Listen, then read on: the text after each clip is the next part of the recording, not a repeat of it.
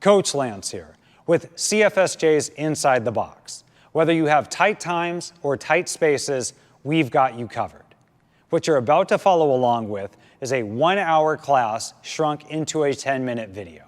How do we do it? We create pause points, we write out equipment lists, and we give you substitution options to where there is zero thought on your part.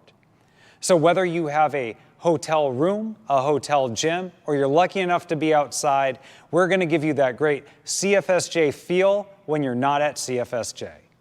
So let's take a look at the equipment list. Most of the times fairly minimal, and a lot of times you can substitute these things for things you have around your house, whether it be a water bottle or a filled up backpack.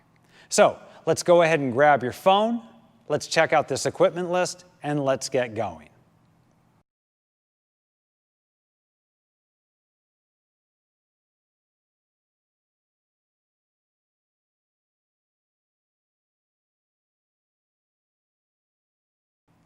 Every class, we're going to start off with 2 minutes of cardio. Now, if you're lucky enough to have a bike or a rower or a treadmill or the outside, let's go ahead and do 2 minutes of rowing or jogging or biking.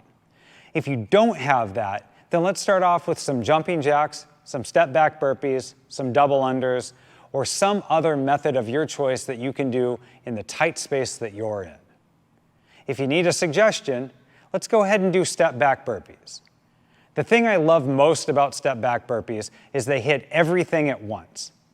So instead of making this a dynamic, we're going to make this a very slow, grindy kind of movement, stepping back, engaging that plank on the way forward, driving those hips open, getting that nice hinge and that hamstring stretch, and working the plank and the push-up. By the time you've done about 15 of these, everything is ready. Now again, it's your choice, so let's go ahead and start those 2 minutes now.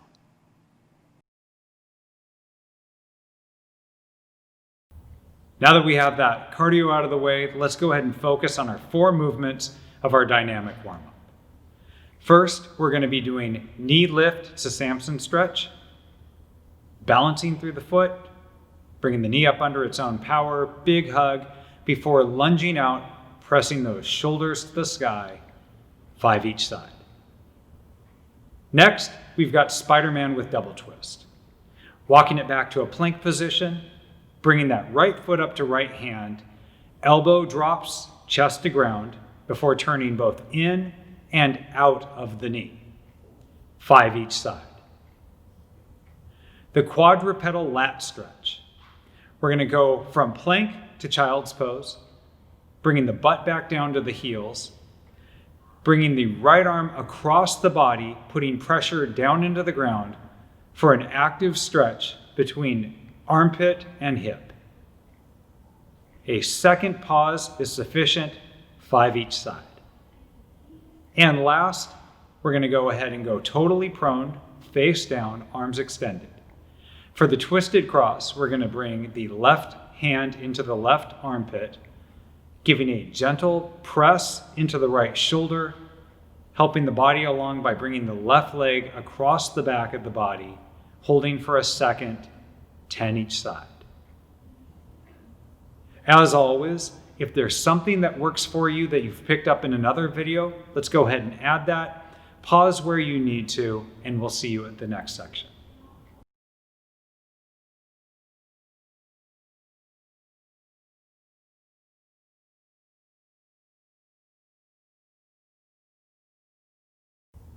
Today's activation is a zoo day.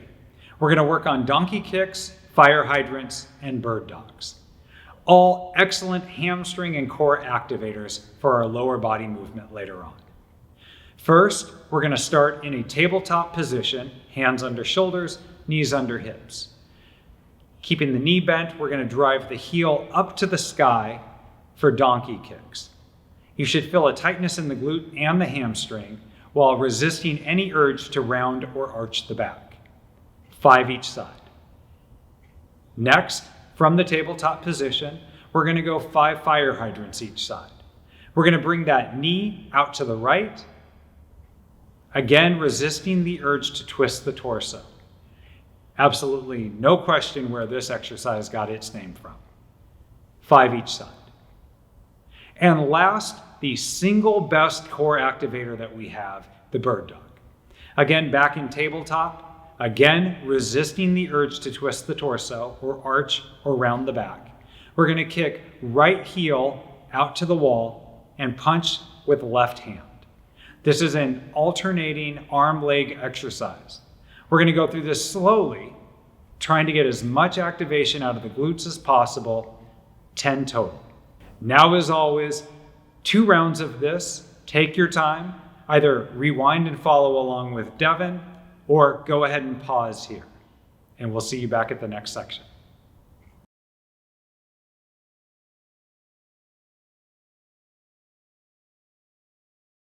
Now that we're thoroughly warmed up, let's get into that strength.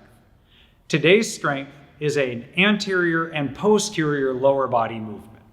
We're going to work the front half of the body with goblet sumo squats and finish off the back half of the body with Romanian deadlifts.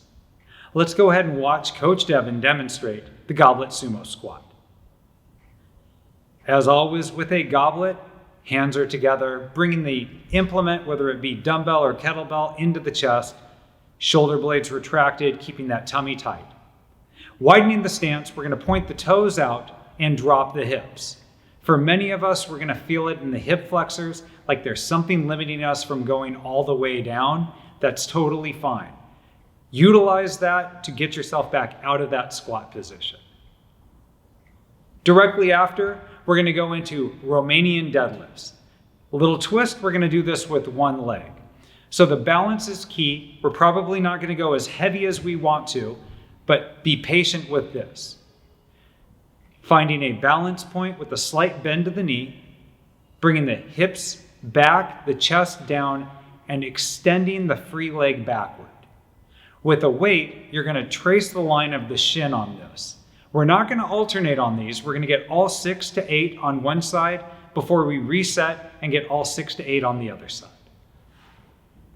Now, how this superset's going to work is every 3 minutes, we're going to go 12 to 15 goblet sumo squats, followed by 6 to 8 single leg Romanian deadlifts on the right side, directly into 6 to 8 single leg Romanian deadlifts on the left side.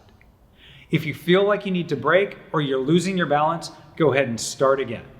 As always, these timed supersets aren't necessarily WODs.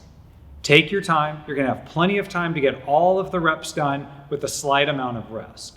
You should feel a slight elevation to the cardiovascular system while still giving enough time for the muscles to recuperate and being able to give it your all. Let's go ahead and set a timer for 3 minutes. We've got 5 rounds to do, beginning now, and we'll see you back at the WOD.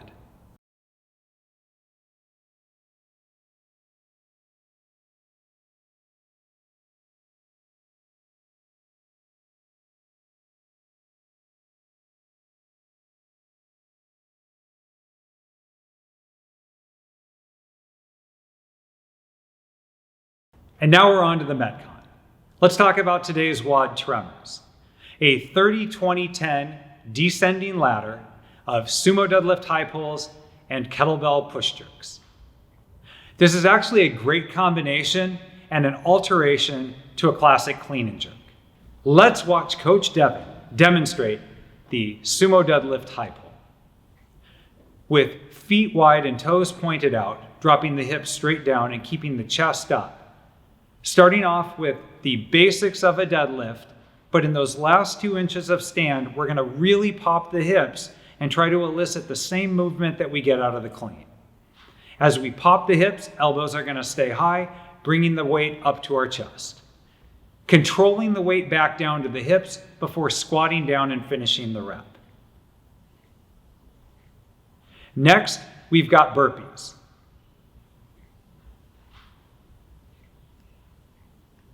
And last, we have push jerks. With the push jerk, remember there is a redip to this. We're going to practice that movement even if our weight might be a little bit light.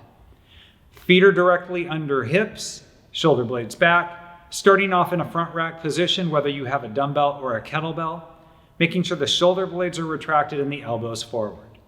We're gonna dip about 2 inches before popping off the ground and using the force of the hip to get the bell off of our shoulders. Continuing pressing on. Now, our rep scheme is going to be 30 sumo deadlift high pulls, followed by 30 burpees, followed by 30 dumbbell push jerks. This isn't 30 right and left, 30 total. So you may choose to do 15 and 15, or break it up to where your shoulders don't fatigue so much that you're standing there looking at the bell more than you're actually working out. We'll go directly into 20s, and then we'll finish off with 10s. The intention of a workout like this is to get past the pacing mentality. 30 is a lot, especially for burpees. So most likely you're gonna think about how you can break these up. Go ahead and pace your first round, and then try not to break the pace from rounds 2 and 3. So if you do 20 and 10, when you get to the 20 set, do 20 unbroken, and try to maintain that intensity on the 10 set. The stress of the body will be rewarded with being able to go faster on other workouts that have rest intervals built in. Let's go ahead and set a playlist, and let's get our timer set. And we're gonna begin in 3, 2, 1, go.